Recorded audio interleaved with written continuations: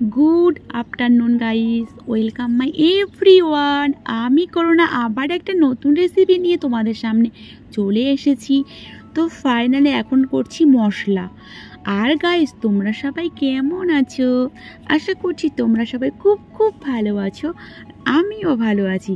তো এখানে আমি শিলনোড়ায় বেটে নিচ্ছি, একসাথে বেটে নিচ্ছি আদা, জিরে আর হচ্ছে ধনে।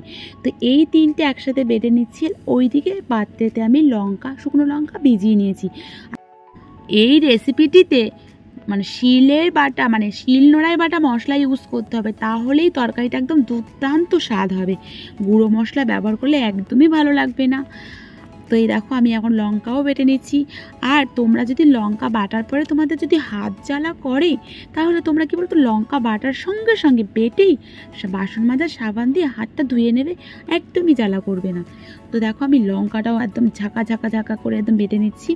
ফাইনাল দেখো, আমি একদম মেখে মাখা ঝাঁকা ঝাঁকা করে নিয়েছি, কোনো আমার কিছুই হয়নি আজকে। তো আমি কি করি, বাটার পরেই একদম গুছিয়ে নিয়ে সঙ্গে সঙ্গে হাতটা পরিষ্কার করে নিই। তো এই হচ্ছে গাছের বিলতি আমড়া। তো যাদের মুখে একদম স্বাদ নেই, জ্বর হয়েছে, খেতে ভালো লাগছে না, তারা একবার এই রেসিপিটা বাড়িতে একবার ট্রাই করে দেখো। নিমেষেই এক থালা ভাত তোমরা শেষ করে দিতে পারবে। তো আমি বক বক করছি না, তোমরা একবার ট্রাই করে দেখো আমার কথা শুনে। আর আমার রেসিপিটা তো দেখতেই থাকো, আমি তো ভীষণভাবে ভালোবাসি। আর আমার এই রেসিপিটা আমি আমার দিদি ভাইয়ের কাছ থেকে শিখেছি। তো দেখো, আমড়াগুলো এইভাবে কেটে নিয়েছি। আর এখন তো আমড়ার সিজন পাওয়াই যাচ্ছে, তবে এই সাইজের আমড়াটা ব্যাপক যায়। যখন দানা হয়ে যায় তখন কিন্তু একদমই ভালো লাগে না। আর আমি তারপরে আলু কেটে নেবো। আর ফাইনালি আমড়া কাটা হয়ে গিয়েছে। এই যে এবারে আমি আলু কেটে নিচ্ছি। পুরো মাছের ঝোল, মাছ দিয়েই ঝোলটা করব, জ্যান্ত মাছ হলেই বেশি সুন্দর লাগে খেতে। কাটা পোনা হলেও চলে, অসুবিধার কিছু নেই, দুটো মাছই চলে, অন্য কোনো মাছের সাহায্যে চলবে না এটা। তো এবারে আমি আলুটাও কেটে নিচ্ছি। আর গাইস, চ্যানেলে যারা নতুন আছো, এখনও যারা চ্যানেলটিকে সাবস্ক্রাইব করোনি, এখনই চ্যানেলটিকে সাবস্ক্রাইব করে বেল ঘন্টাটি বাজিয়ে নিও, তাহলে আমার প্রত্যেকটা ভিডিও তোমাদের মনে করিয়ে দিতে হবে না। ফাইনালি আলুগুলো আমি মাছের ঝোলের মতন লম্বা লম্বা করে কেটে নিয়েছি। আর গাইস, তোমরা কে কোথা থেকে আমার ভিডিওটা দেখছো সেটা কিন্তু অবশ্যই কমেন্ট করে জানিও, তোমাদের থ্যাংক ইউ জানানোর আছে। তো দেখো, এটা হচ্ছে পুকুরের জ্যান্ত রুই মাছ, আমি ভাজা করে নিচ্ছি। ফাইনালি আমার মাছটা ভাজা হয়ে গিয়েছে। আর তোমরা যদি মনে করো রেসিপিটা তোমরা জানো না, তো একদম আমার রেসিপিটা একদম স্টেপ বাই স্কিপ না করে দেখতে থাকো, তোমরাও বাড়িতে তৈরি রান্না করতে পারবে। তো ওই তেলেই আমি দিয়ে দিয়েছি তেজপাতা, শুকনো লঙ্কা আর জিরে ফোড়ন। তো এবারে দিয়ে দিচ্ছি আলুটা। আলুটাই প্রথমে একটু ভাজা ভাজা করে নেবে, কারণ টক আর আলু একসাথে দিলে আলুটা গলতে চায় না, তাই জন্যে আলুটাকে একটু গালিয়ে নেবে আর কি, ভেজে ভেজে নেবে আর কি। দেখবে একটু হালকা সিদ্ধ সিদ্ধ হয়ে এসছে, তো একটু নুন দিয়ে দিলাম। এটা সামান্য একটু আলুর জন্য দিয়েছি, পরে আমি আবারও নুন ইউজ করব। তো ভালো করে নাড়িয়ে নিচ্ছি। দেখো, মোটামুটি দেখলাম একটু একটু নরম হয়েছে, তারপরে দিয়ে দিচ্ছি আমড়াগুলো।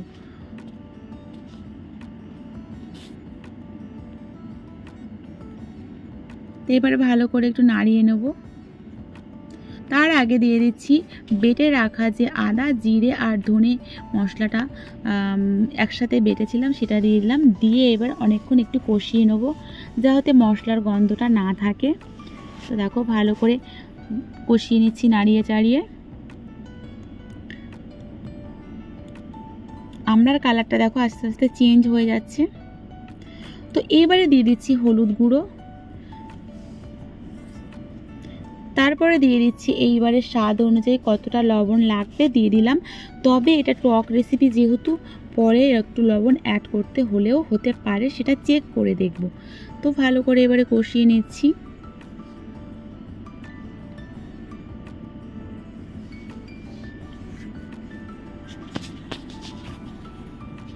আর আশা করছি এই রেসিপিটা তোমরা করলে বাড়িতে একবার করলে আর বারবার খেতে চাইবে। তো এইবারে আমি দিয়ে দেবো যে লঙ্কা, শুকনো লঙ্কাটা আমি বেটে রেখেছিলাম, সেই লঙ্কা বাটাটা।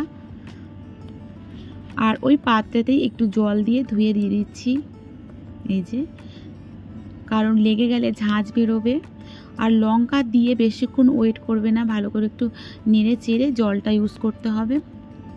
তো যেহেতু আমি একটুখানি জল দিয়ে দিয়েছিলাম, তার কোনো সমস্যা নেই। ভালো করে এবার নেড়ে চেড়ে নিচ্ছি। যখন দেখব তেলটা ছেড়ে দিয়েছে তখন আমি জলটা, যে আমি এমনিতেই পাশে গরম জল বসিয়ে দিয়েছি। আর সব সময় চেষ্টা করবে মাংস বলো যে কোনো রেসিপিতে গরম জল ব্যবহার করার।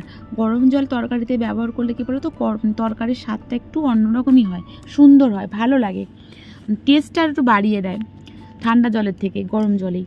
তো দেখো আমার তেল মনে একটু একটু ছেড়ে দিয়েছে, তোমরা দেখলেই বুঝতে পারবে। আর গন্ধটা এত সুন্দর দিয়েছে, তোমাদের কি বলবো, মনে হচ্ছে এখনই রান্নাটা হয়ে গেলেই খেয়ে নিই, দারুণ লাগছে। টক খেতে যারা ভালোবাসে তাদের কাছে তো এই রেসিপিটা ভীষণ ভালো লাগবেই। আর যারা টক না খায় তাদের কাছেও ভালো লাগবে একবার ট্রাই যদি করে। তো ফাইনালি আমি দেখো ভালো করে কষিয়ে নিচ্ছি, যাতে মশলা থেকে কোনো কাঁচা গন্ধ না থাকে, আমড়ার যে একটা গন্ধ থাকে সেই গন্ধটাও যেন না থাকে, তার জন্য একটু ভালো করেই কষিয়ে নিচ্ছি।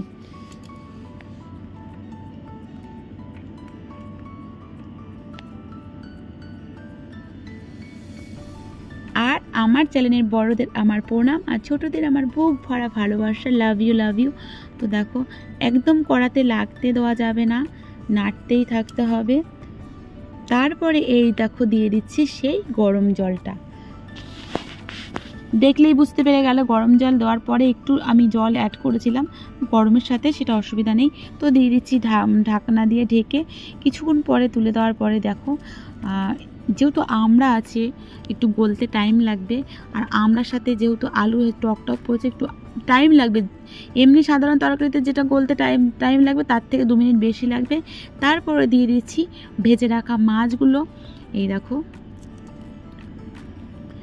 আর এই রেসিপির এই তরকারিটার ঝোলটা একটু পাতলাই রাখবে, একটু বেশি করে ঝোল রাখবে, কারণ ঝোলটার আগে। আর আমি দেখো তরকারি রান্না করার পরে আমি তেজপাতাগুলো ফেলে দিই, এরও একটা সিক্রেট আছে। মানে আমি এর আগে তোমাদের এই টোটকাটা বলেছি অনেককেই, তবুও আজকে আরেকবার বলছি, যারা প্রথম দেখবে আজকের ভিডিওটা তাদের জন্যে আবার টোটকাটা আমি বলে দিচ্ছি। তরকারি রান্না করার পরে তেজপাতার কাজ তো আর থাকে না, তো তেজপাতাটা এরকম ফেলে দেবে, কারণ খাওয়ার সময় পাত্রে পড়লে অভাব অনটন যায় না, দূর হয় না আর কি, অভাব অনটন আসে। তার জন্যে আমি প্রত্যেকটা তরকারিতে তেজপাতা ব্যবহার করি, যে তরকারিতে ব্যবহার করা উচিত। করার পরে আমি তেজপাতাটা রান্নার সময় যখন ওর কাজ মিটে যায় ফেলে দিই। তো আমি মাছটা দেওয়ার পরে আবার কিছুক্ষণ ঢেকে দিয়েছিলাম 5 মিনিট মতন, তারপরে ঢাকনাটা খুলে দিয়েছি। আর ফাইনালি দেখো আমার রান্নাটা হয়ে এসেছে। জাস্ট একটু চেক করে দেখবো যে আমরা আর আলুটা গলেছে কিনা। তো গাইস আজকের এই আমড়ার এই রেসিপিটা তোমাদের যদি ভালো লেগে থাকে অবশ্যই একটা লাইক, কমেন্ট আর তোমরা অনেক অনেক করে শেয়ার করে দিও, যেন তারা সবাই এইভাবে রান্না করে বাড়িতে খেতে পারে। একদম এক থালা ভাত নিমিষে শেষ হয়ে যাবে, আমি তোমাদের বলছি, কথা দিচ্ছি, একদম একবার ট্রাই করে দেখো। তো গাইস নেক্সট তোমাদের সাথে আবার নতুন কোনো ভিডিও নিয়ে চলে আসব। তোমরা ভালো থেকো, সুস্থ থেকো। তবে কালারটা আমি যখন নামিয়ে রাখবো তখন খুব সুন্দর কালার এসে যাবে। তো ফাইনালি দেখো কালার এসে গেছে। তো গুড মর্নিং, টাটা, জয় রাধে মা।